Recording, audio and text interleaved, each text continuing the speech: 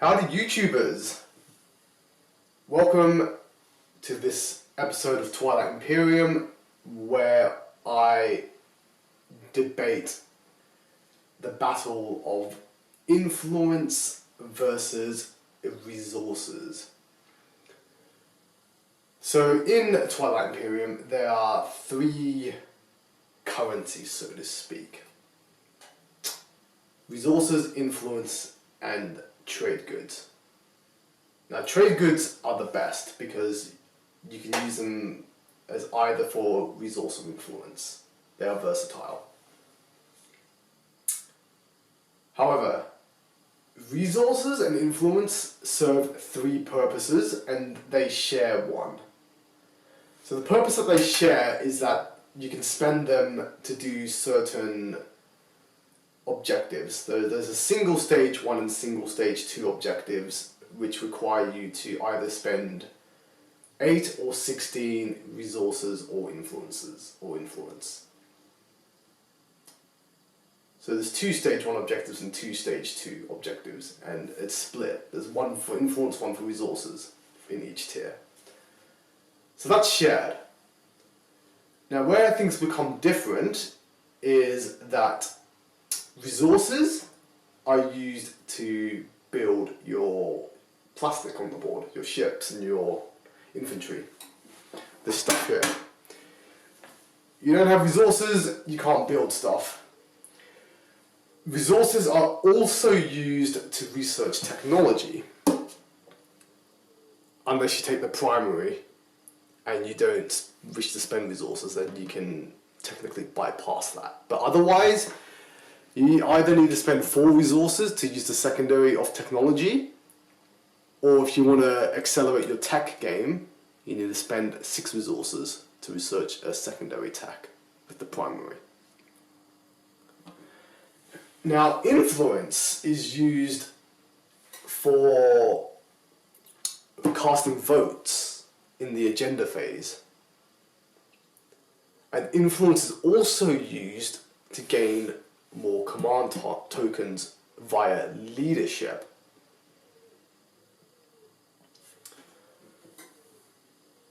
So there's 2 different purposes being fulfilled with influence and resources, and I want to say up front that both are important to have in Twilight Imperium. If you have a deficiency in either one of these currencies, so to speak, you are going to struggle in some way. You know, getting plastic on board is really important, but also having the command tokens to carry out your actions is very important as well. Researching tech is important, and while this is a bit more subtle, having a lot of influence for the agenda phase can bring about some uncanny situations where you can really win big if the right agendas come up. So although this is probably the least impactful of these 4 aspects, it's not one to be overlooked. It's overshadowed, but don't overlook the influence advantage of the agenda phase. Now, I went through all of the tiles, all the system tiles in Twilight Imperium, and I counted up the resources and influence totals for all of the planets, all of the non-home planets. And I was surprised to find that in total, we have 47 points worth of resources and 55 points worth of influence. And to be honest, I did not expect that. I expected it to be the other way around. Now, maybe this came as a surprise to you as well, I don't know, but to me it certainly did. And what this means is that, theoretically speaking, going by probability, maps should expect to be heavier on influence than resources. For each 6-player game of Twilight Imperium, there is always going to be two planetary systems, which are not, placed on the board. There's always two that are going to be rotated out, which is going to skew the numbers I mentioned earlier. But assuming that the two that are randomly removed from the game are linearly proportionate in terms of influence and resources, maintaining the same ratio, basically, you should expect the map to be slightly more influential heavy than resource heavy. And this means that from that perspective alone, just taking that single thing into consideration, in theory, resources should be more valuable than influence, based solely on the fact that there's more influence available on the table than resources. Now, obviously, this does not take into consideration the individual races and their home systems in terms of how much influence and resources they bring to the table.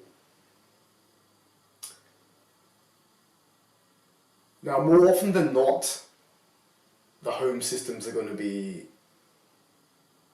quite resource rich, at least 4 you should expect. Most home systems have at least 4 influence. There are a fair few which have 3, but most have at least 4.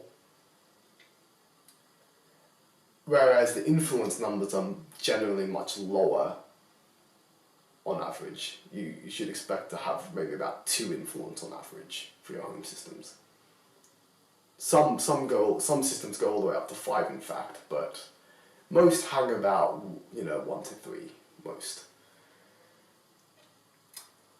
And that actually makes sense, given that your home systems are mostly plentiful in resources. It then makes sense for the non-home system planet tiles to be more influence rich, to then balance things out. Because like I said, if you have a significant imbalance in either influence or resource, you are going to struggle.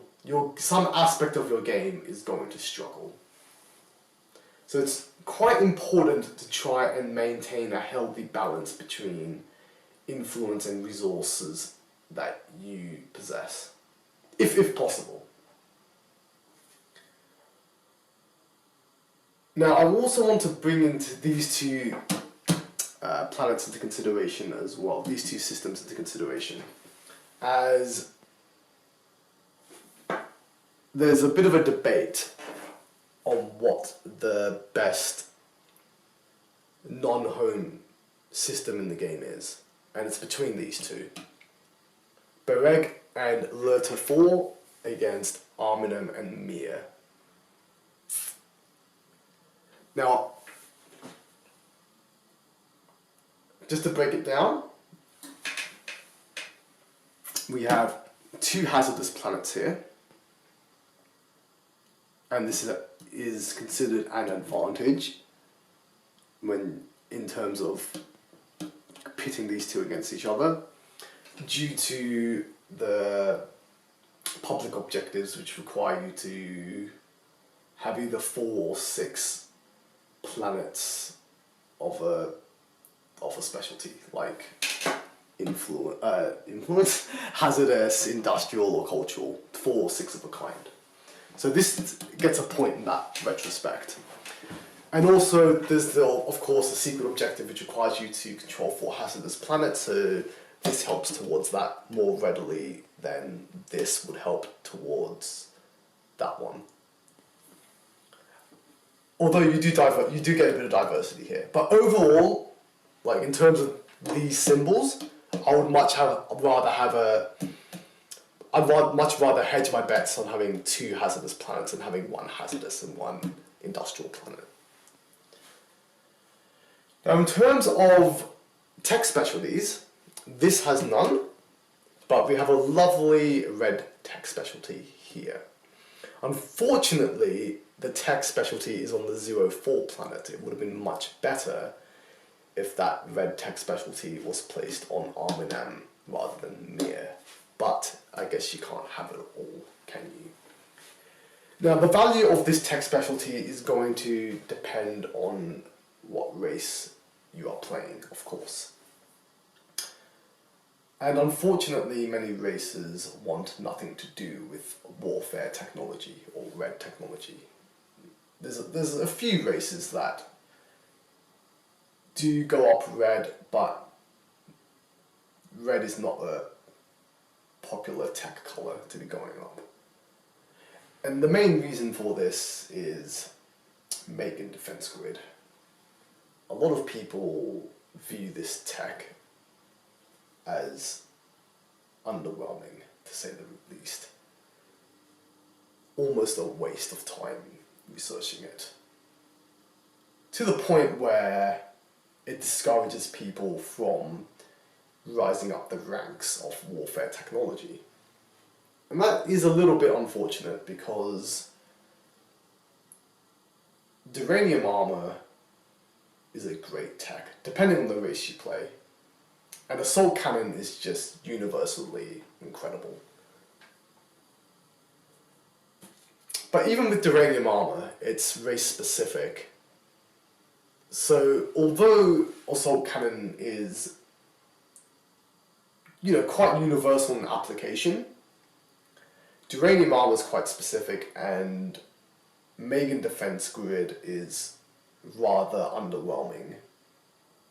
And this makes trudging up red to grab Assault Cannon to be rather daunting of a task, or rather an uninspiring task.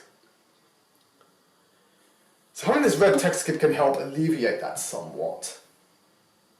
But the thing is, you are exhausting a 04 influence planet, which is very strong when it comes to gaining command tokens of leadership. So you're kind of pitched in this awkward situation where, okay, yeah, I would like to skip Megan or skip Duranium armor, but I'm having to give up such a strong planet for the turn to do so. Is it really worth it?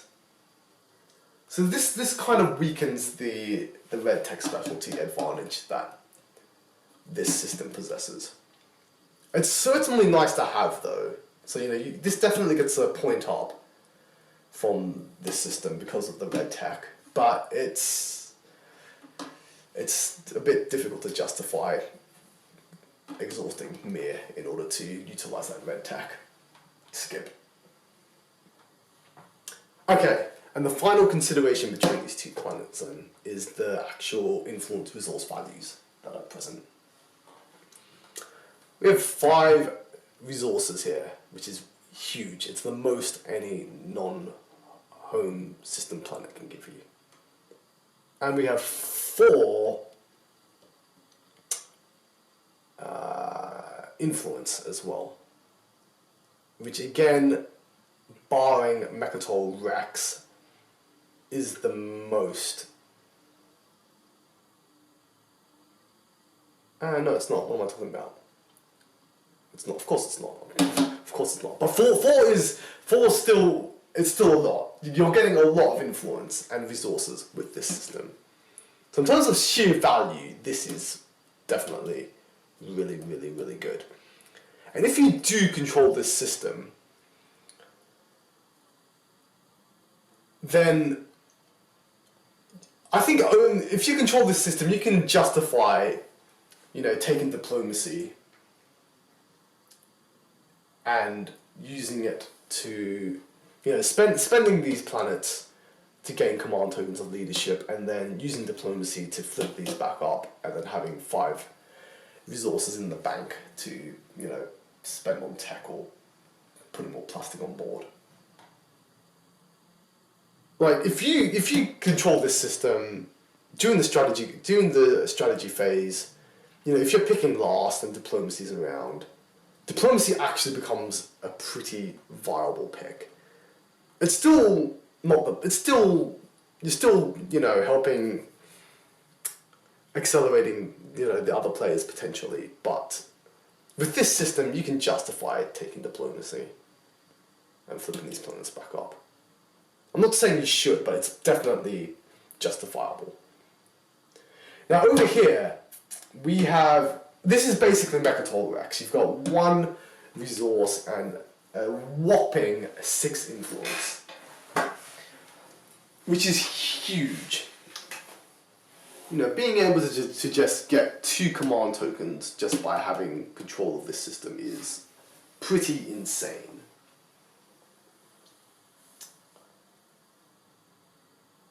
But yes, if I had to give an overall opinion on which one of these is better, I feel that the politically correct answer would be to say Bereg and Alerta 4. Just because of how versatile it is in terms of resource and influence values.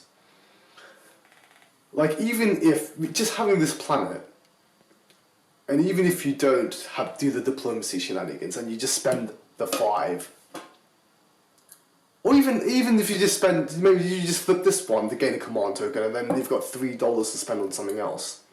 It's so versatile. And then when it comes to the agenda phase, this system gives you 4 influence, which is a lot.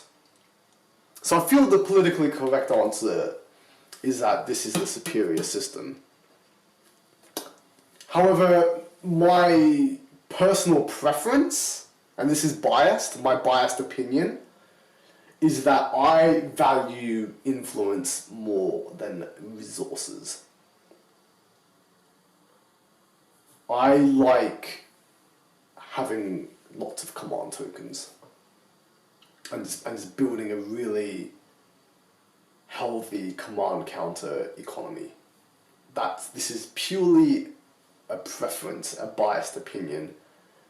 But my bias is that I believe this is the best system in the game. My personal biased opinion. But objectively speaking, I would say Bereg and Alerta 4.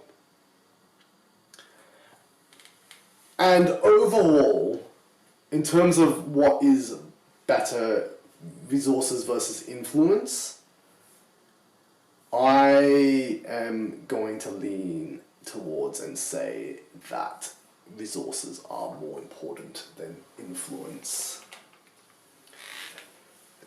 Because without plastic on board, you cannot defend your home system, you cannot go out and take more planets, you're not going to score objectives unless you have a reasonable amount of plastic on board, which is what resources gives you.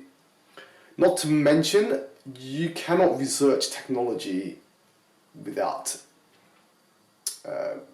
resources unless you take the primary of tech.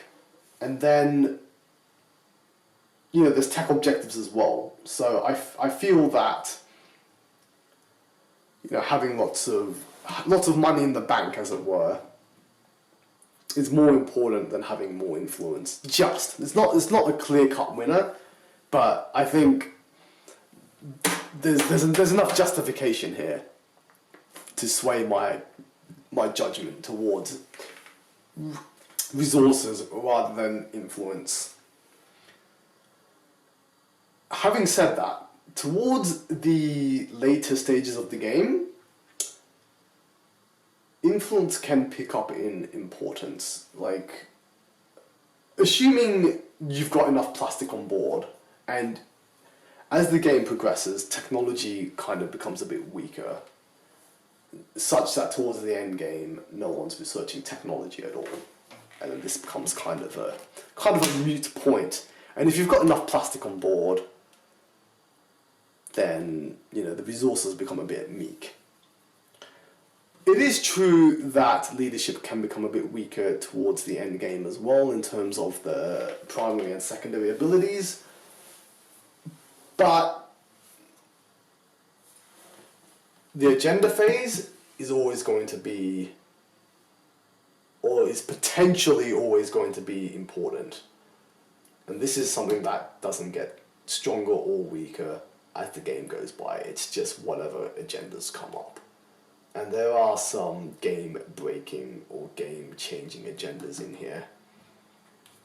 So towards the end game, I would say influence becomes stronger than resources, but in the beginning, resources are stronger than influence. Overall, I would still say that resources are slightly more important than influence. And there you go. I think that's it for this video. Mission complete. Signing out.